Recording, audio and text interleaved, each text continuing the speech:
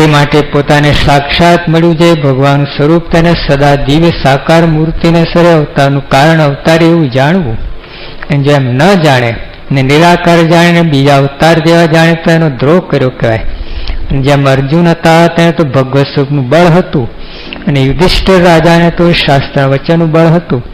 જયારે ભારતીય લડાઈ થઈ ત્યારે શ્રી કૃષ્ણ ભગવાને અર્જુનને કહ્યું છે સર્વધર્માન પરિત્યજ્ય મામેકમ શરણમ વ્રજ અહમ તામ સર્વ પાપેભ્યો મોક્ષાયિષ્યામિ મા શુચ. એ શ્લોકનો એ અર્થ છે જે હે અર્જુન સર્વધર્મને તજીને તો એક મારા શરણને પામ તો તને સર્વ પાપ થકી મુકાવીશ, તું કાંઈ શોક કરીશ માં. એ વચનને માનીને અર્જુન જે તે લડાઈને વિશે અનંત દોષ થયા તો પણ લેશ માત્ર મનમાં ઝાંખા થયા નહીં અને ભગવાનના આશ્રયનું બળ રાખી રહ્યા. અને યુધિષ્ઠિરે કાંઈ પાપ કર્યું નહીં તો પણ શાસ્ત્રના વચનનો વિશ્વાસ હતો. તેણે કહીને એમ જાણ્યું છે મારું કોઈ કાર્ય કલ્યાણ નહીં થાય. પછી સર્વે ઋષિએ સમજાવ્યા તથા વ્યાસજી સમજાવ્યા તથા શ્રી કૃષ્ણ ભગવાને પોતે સમજાવ્યા તો પણ શોક મૂક્યો નહીં. પછી શ્રી કૃષ્ણ ભગવાને ભીષ્મ પાસે લઈ જઈને શાસ્ત્રોની કથા સંભળાવી તે કાંઈક વિશ્વાસ આવ્યો તો પણ અર્જુન જેવા નિસંશય થયા નહીં. માટે બુદ્ધિમાનને તો પહેલા શું આવ્યું હતું સમજવું, હવે આવ્યું બુદ્ધિમાન અને છેલ્લે આવશે ડાયો. આ 3 કલમ લાગે. તે બળ જો ક્લેશ માત્ર પણ હોય તો મોટા ભય થકી રક્ષા કરે. ભગવાનનું બળ આટલું પણ હશે ને, જો ટાટા બિરલા સાથે ભાગીદારી હોય તમારે 5% વધારે નહીં તો પૈસાના ઢગલા થાય કે નહીં. ટાટા 5% ભાગીએ વધારે નહીં ઢગલો થાય. અને ઓલા પાનના ગલ્લા વાળા 80% તમને આપે અને 100 દુકાનો 80% નફો કાઢી આપે તમને, તો કેટલું થાય મોટી. અને ઓલા 5% હોય તો ભાગીદારી ટાટા બિરલા સાથે કઈ મજા પડી જાય. બધા મંદિરો પૂરા થઈ જાય. 5% ભાગી, વધારે નહીં. એમાં ભગવાનનું બળ હોય ને સ્વામી, લેશ માત્ર બળ એને પછી ના વરાય. એટલે ભગવાન દ્રઢ આશરો કરો.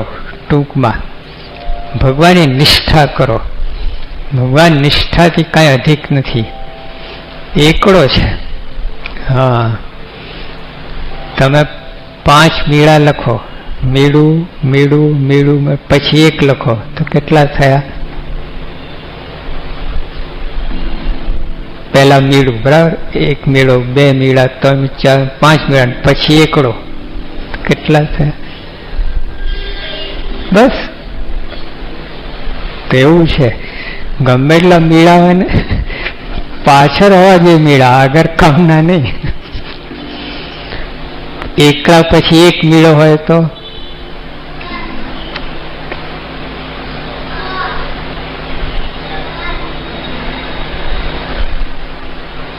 હા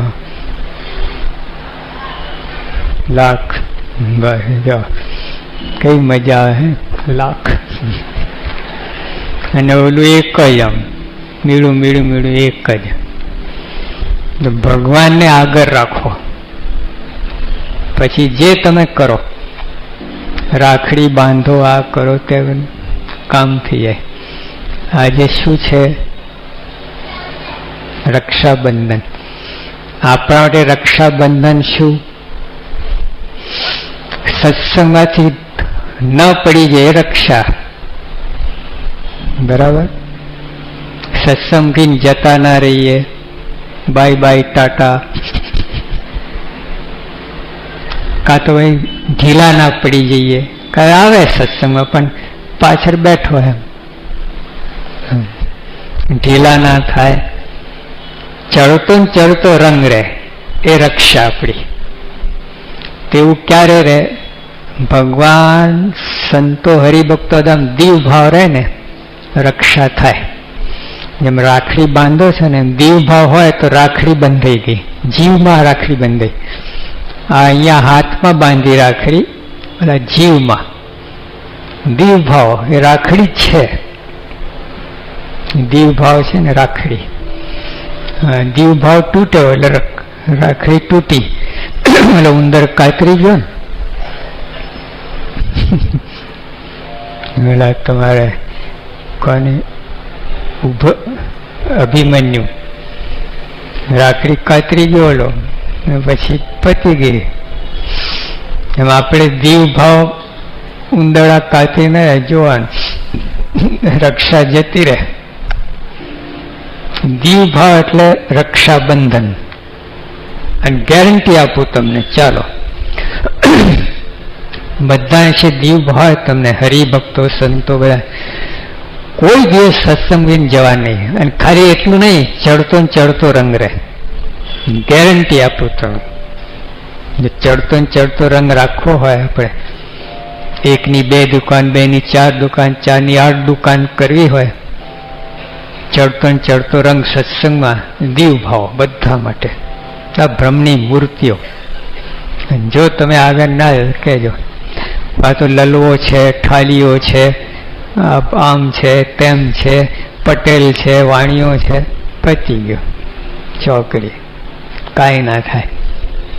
ના મુક્તો છે. કાળા ચશ્મા ઉતારો, દિવ્ય ચશ્મા પહેરો. રાખડી અહીં બાંધે છે, આ અહીંયા બાંધવાની છે રાખડી. દિવ્ય ચશ્મા ચડાવવાનું, બધું દિવ્ય દેખાય. કાળા ચશ્મા પહેર કેવું દેખાય?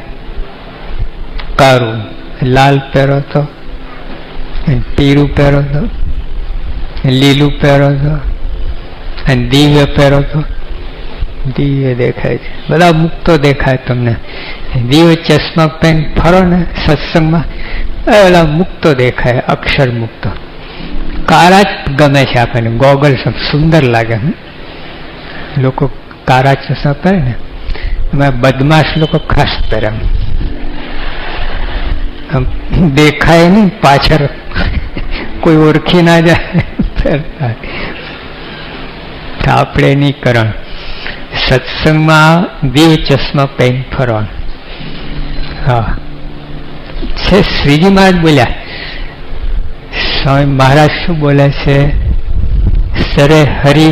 સર્વે દિવ્ય છે, ત્યાં તો જોયાની છે યુક્ત. તો જવું છે, બધું દિવ્ય છે. તમને દેખાય ના દેખાય, એમાં ભગવાન શું કરે? મારા શબ્દને પણ બધું દિવ્ય છે. તું જેમ સમજતા સમજ,